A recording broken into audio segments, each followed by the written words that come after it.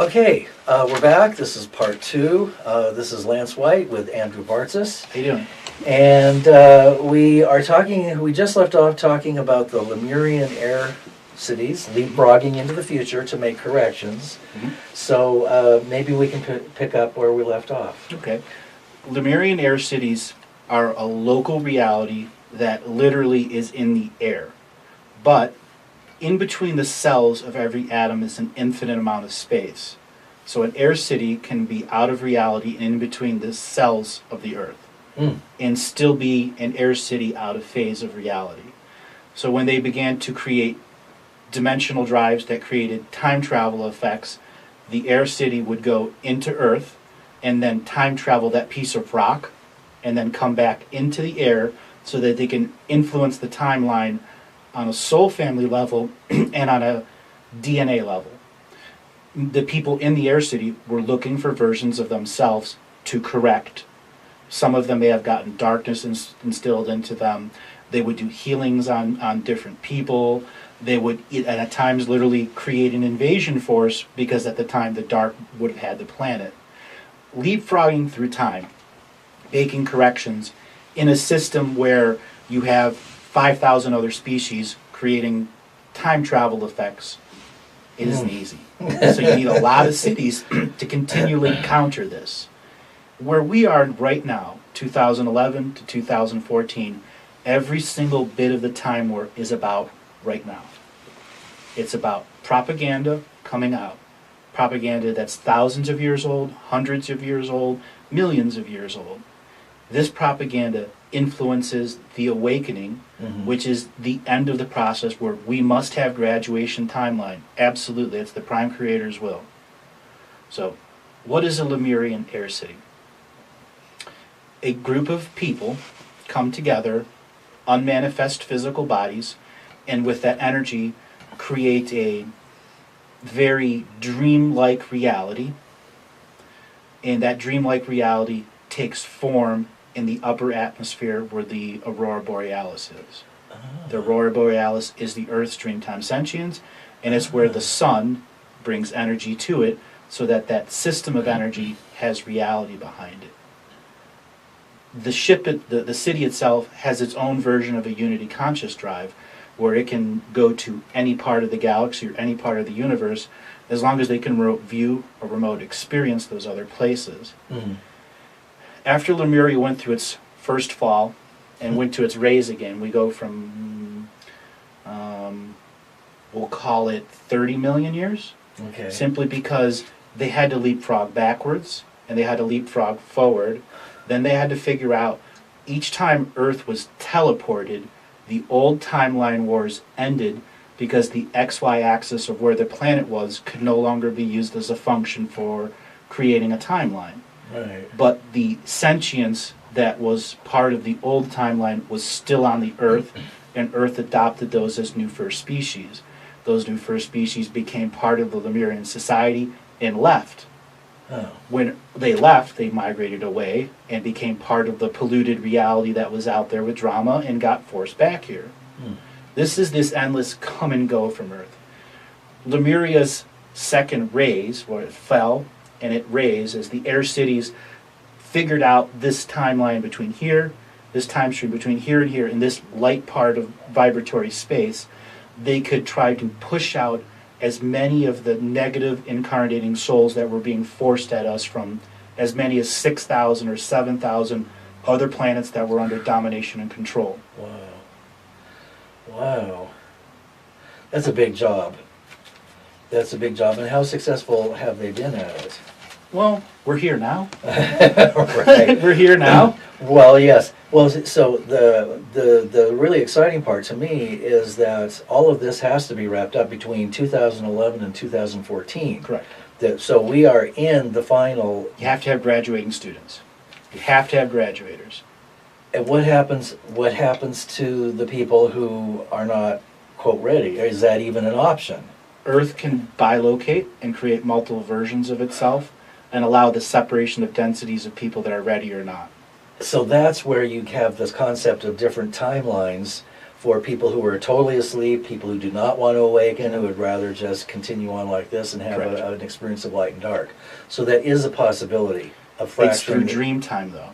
Oh, Say we are a unity dreamtime society. That our world is set up. We have a global dreamtime. okay. All of our people have a global dream center. We live in sacred geometry cities that prevent us from going into the global dreamtime. Okay. The event is all about us for a brief second experiencing unified global dreamtime. Okay. And the more and more we get exposed to it, the more and more the awake people begin to experience synchronicity, deja vu, shared dreams. And then the next layer up of awake people begin to interact with the two and teach, like, you have a kid that has a shared dream with a mother or a father or something to that effect, it spreads. And there's no way the system can stop people sharing that way. One-on-one. One-on-one. Right, right. Even though there is highly developed technology to observe, monitor, there's mind control, and All so that. on and so forth. Now, you mentioned the event. There was a television show that came on and was aired briefly called The Event, about everybody collapsing and unconscious, and they accessed their future lives, and I don't remember the whole story, but it seems like it was a foreshadowing. And doesn't the dark use the Hollywood film industry to see Soft disclosure. Yeah, soft disclosure, yeah. So they can say, well, we told them what was coming. Well, soft disclosure exists for many reasons. At times, it's just a really creative person coming up with an incredible storyline. Right. And at other times, they're influenced by energy beings that say, do this because it needs it. Right. Or right. you have other people creating things to create disunity and propaganda. We've talked about Nibiru and Planet X. It was a real situation with a real planet. It's been moved dozens and dozens of times. We, as a species, every time they re-air the series, bring it back. They've had to install technology on it that literally keeps it out of phase, so our fear consciousness doesn't remanifest it. Wow. Okay? Wow, interesting. And why Nibiru? Because in the past, the main domination and control beings had parts of themselves all throughout the timeline that could communicate to the central hive location because it's all the same being. Okay. So 2011 to 2014, there's over 17 million different things that are of these 15 beings. There's 17 million of them now. Wow. Now, how does that all get resolved? And let's hear more about the event and how that.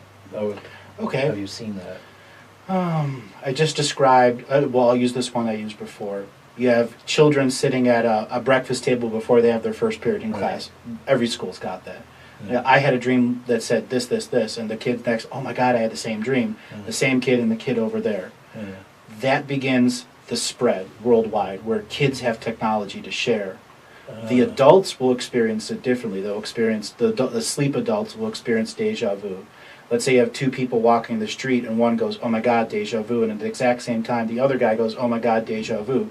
You have two people going deja vu at the same time pointing at each other.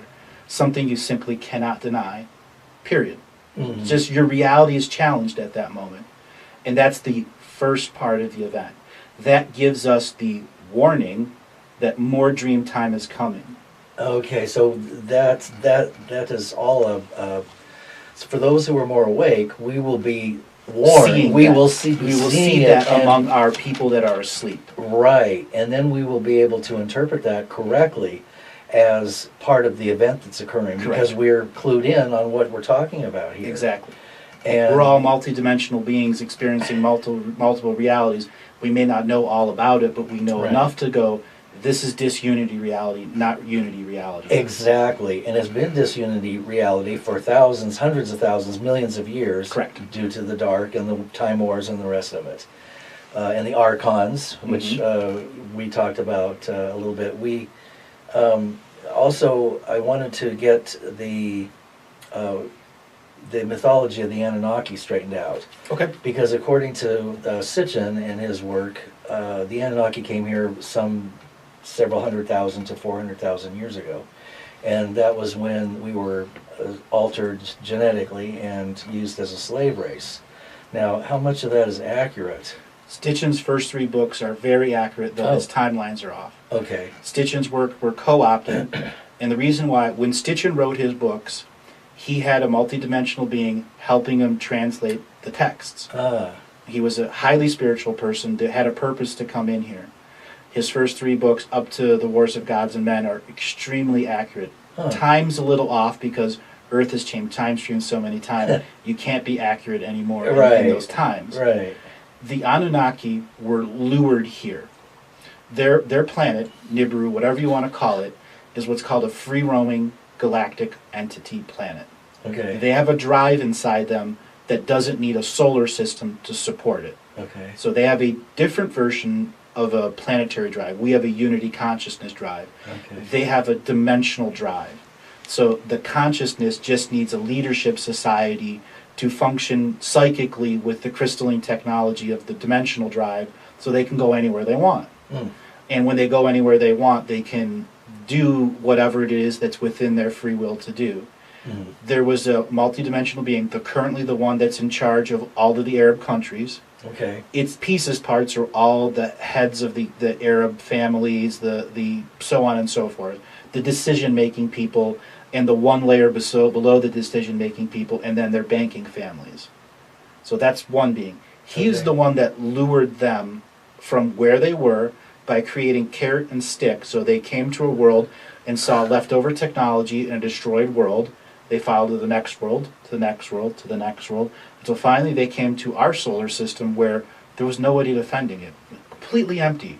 All of the light and dark forces had petered themselves out and literally couldn't fight anymore. They were done. Wow. Earth was abandoned. Yeah. Literally abandoned, except for what was left of us before the rise of Atlantis. Okay. Lemuria had fallen, multiple timeline wars, species die out, species leave, come back, and all of a sudden it's barren. The Anunnaki come in and go, where's all this technology and a bunch of, primitive-looking people with high spiritual technology? And they go, scratch their head. And that's when they realized, that's us. They're DNA related to us.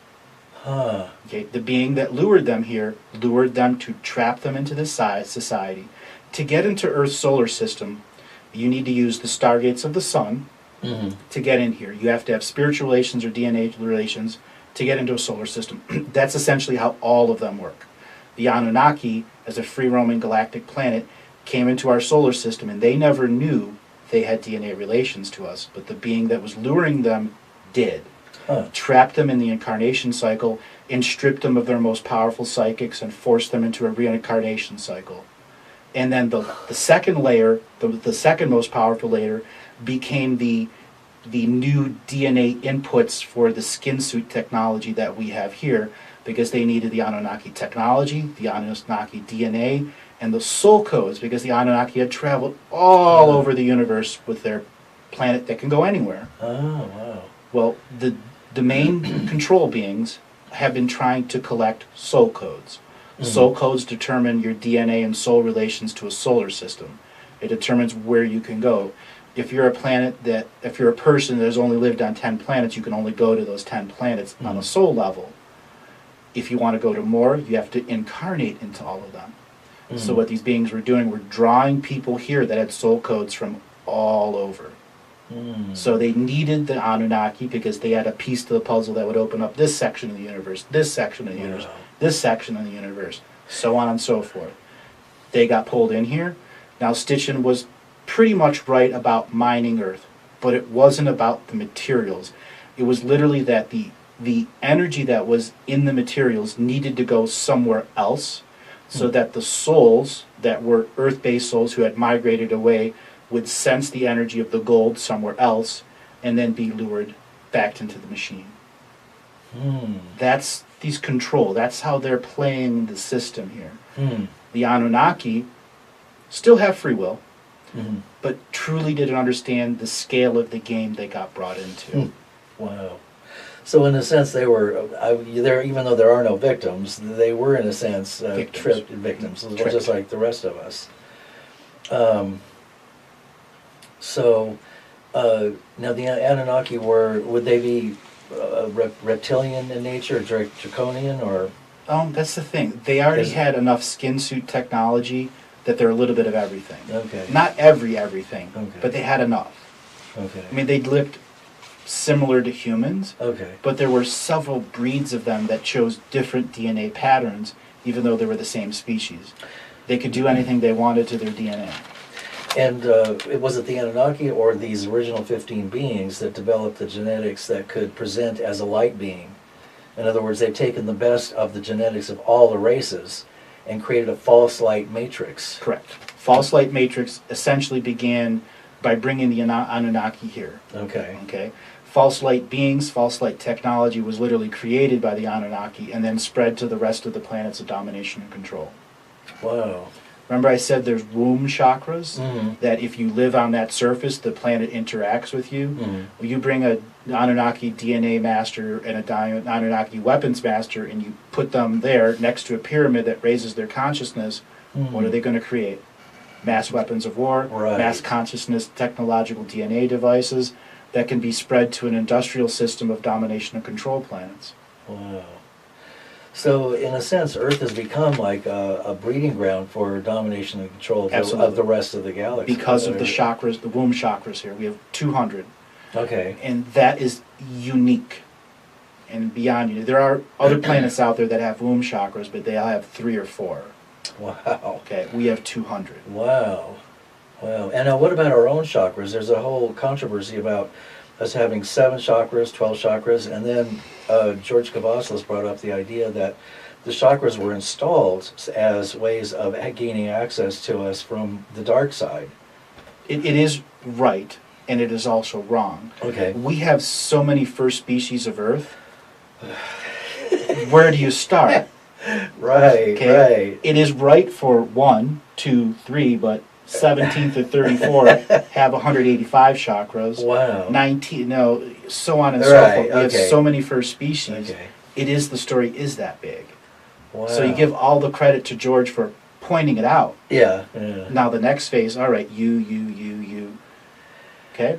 Yeah. And if there's one first species they wanted to dominate the most, it's because they wanted to breed that species to mass population. And if they did, they needed to control those chakra systems and install domination and control at the chakra level. Right, and that's done through the incarnation process, Correct. right? So what else has been distorted about the incarnation process? And A lot. A lot. I mean, basically, nobody's graduated for over 400 some thousand Yep. years. Okay, so are there individuals?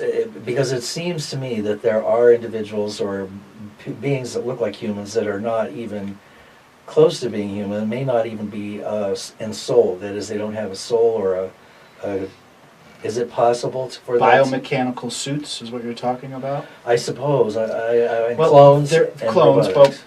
but that's the thing. When you create a clone of a person, you actually have a spark of that person in there. We're multidimensional beings. Right. When you create a clone, there's a spark of them in there. Right. When I function, I have parts in all different parts of dimensions interfunctioning so that I can be in this zone and doing this.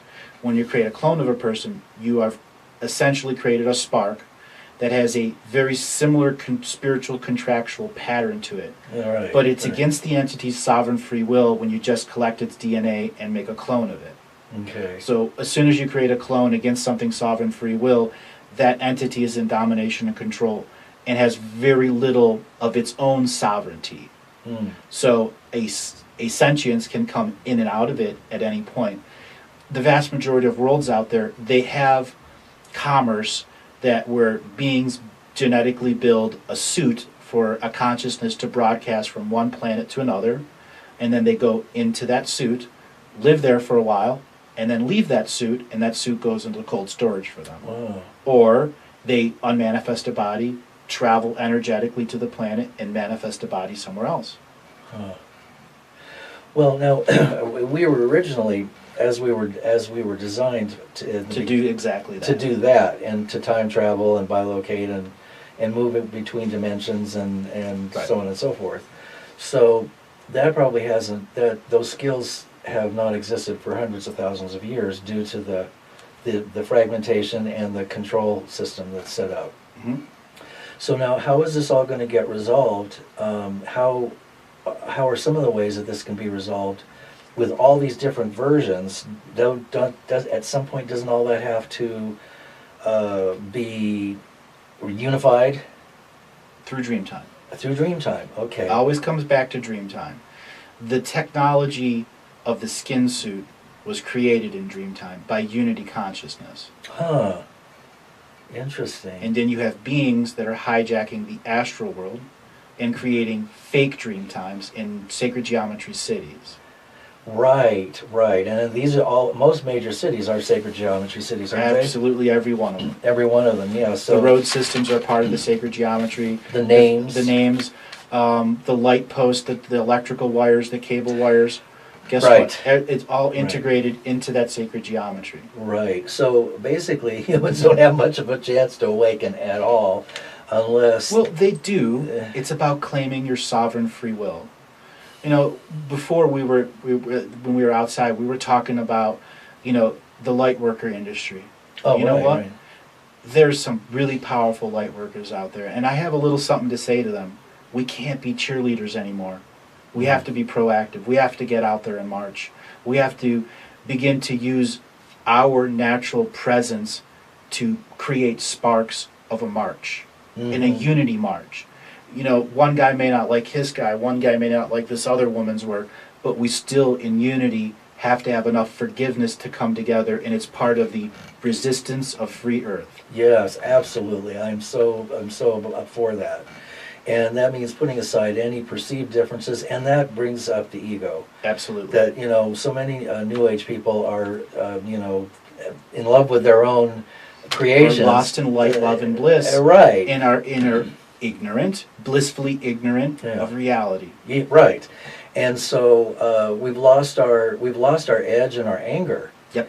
And we need that fuel. We need to become angry. We Yes. need to see the truth. And so it's important when people are pointing out that what's really happening, that light workers not say, well, you're just going down a conspiracy path. That we have to be able to see what we're talking about here and understand it in deeper levels, and so that we understand how we can come together in unity consciousness. Correct. Because that is the key, isn't it? Absolutely. Because Unity consciousness doesn't have disagreeers in it. Right, right. Okay. Unity Right. consciousness doesn't have a group of cheerleaders. Right, right. It has everybody, in the metaphorical term, with a sign that has a pitchfork on one, another sign that has a torch on the other. Right. I'm not saying create violence. I'm saying Right. the signs speak all the metaphorical language we need. One sign's a pitchfork, one sign's a torch. You have 10,000 people in the streets of America doing that. They know the mob is back. The mob has always been they've been defeated by. Now, how do we know what to do with our information when we know that the control system is set up to recognize when somebody gets too much light or they're getting too close? It's like grass growing. They can see that there's Something growing quick. Yeah, and they just cut it down. Yep. Isn't that how it works? It comes to claiming their sovereign free will and using it and respecting it at every level. I came up with some spiritual removal contract documents for banking, for government, and for media. Oh, good. And I'll be putting another one out, how to reaffirm your spiritual contracts to Earth sentience, separate of a system of domination and control. And I encourage people that have read those, add your own to it. It is a framework. Yeah. And that framework is to use the words to empower yourself so that you understand using your sovereign free will is how you separate yourself from the rotten soul family that has been force incarnated with us. Right, right, right. And do you have a website for that? Yep, andrewbartzis.com. Perfect, perfect. So 2011 to 2014 is that we're in this time frame now. Correct. what happens, so there will be people that may not even be aware of what's going on. The 2015 will come, 16, 17, and 18. They will be in dream time, though. In dream time, all And right. when they're ready to come out, it'll only be like a few minutes or seconds past. Right, because that will actually be that. They're suspended and held into dream time until ready. Right. But Earth will be breaking into local realities again. Oh, good. When the armies began to march for Rome, for China, for Mongolia, they were conquering each local reality. Mhm. And as they conquered all of them, they made roads to all of them and linked them to sacred geometry cities. Mhm. They took away the unity consciousness and made disunity consciousness world. Mhm. Because they were all centralized location to the networks of roads in dominating cities. And that's also connected to the ley lines, right? Correct. So it was to overwrite the ley lines. overwrite That's them, to yes, they overwrite have been them. overwritten. So all these people that are doing ley line work, are they doing anything positive? I mean, are they actually... Oh, they are doing very Okay, positive okay. work. The energy of Earth has gone from 7th dimensional to 6th dimensional, 5th to 4th to where we are now, low 3rd. Yes. Because if we have any power, our weed grows really fast and they got to chop it down quick. Right. So grid work, absolutely important. Okay. If we had people out there that were in some type of unity to do grid work with 5,000 people at a time, and 1,000 target one ley line, another 1,000 target another, in based off of a calendar system, you can change the way the ley lines create energy for all of our brothers and sisters of this world. The ley lines create the energy pattern for consciousness to expand. Okay. It's also the XY axis for astral projection. We've had thousands of societies and civilizations that all they did was watch those stars. And the stars that they watched aren't the same stars we watch today. Right. Because reality is perceived through your culture. We're a media-driven culture now. They own our oral traditions. Right. Our oral historians were taken away. We still have some now that are out there trying to promote it, but the people that are born into the TV generation, the media generation, that's their oral history. Right. And it's not your mother and father as much anymore. Right. That's where it has to change. People like me coming out and doing the oral recording of the Akashic record. Right. Not in a trance. You can communicate and talk to me. I'm a real person. Right. And you can get the facts. I'm not channeling. I'm not anything like that. I'm simply in the Akashic record in a sacred neutral perspective. If I see something that's evil and dark in the Akashic record, it doesn't hurt me because it's just information. Right. If I allow myself to go in polarity and to be affected by it, I can't read the Akashic record anymore. Right. It That must makes be sense. a neutral recollection, recalling of it. Yeah. And then that brings up the idea of us working very diligently on our judgments. Yes. Because once we move into judgment, we've moved into polarity Correct. consciousness, and we're then in duality. So it's not that ego is bad. It's just that It's a survival tool. right. And we are coming from survival because it's being thrown at us left, right, and center, and every which way, Mhm. including in our dream time. Yep. So, well, it looks like we're about ready to take another break, and we will return with Andrew Bartzis, and we will be talking more about this Absolutely. stuff. Okay.